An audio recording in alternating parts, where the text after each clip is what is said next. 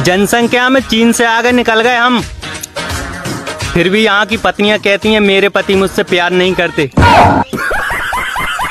हाँ, कीड़े पड़ेंगे तुम्हें अखबार वालों। कुंवारों की राशि में भी अगले महीने संतान की प्राप्ति लिखते हो। हाँ, आज दोपहर में बाइक पर बैठा था, अब कहीं बैठने के लायक नहीं बचा हूँ। हाँ,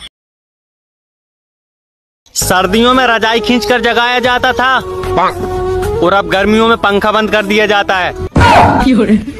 चैन से सोने नहीं देते यार। ये भगवान क्या जुल्म है। हाँ,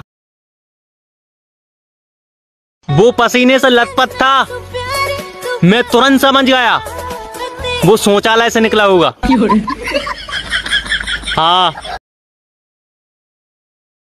जब घर वाले मुझ पर गुस्सा करते हैं तो सबसे पहले अपना मोबाइल साइड में रखता हूँ, कहीं छीन ना ले। हाँ।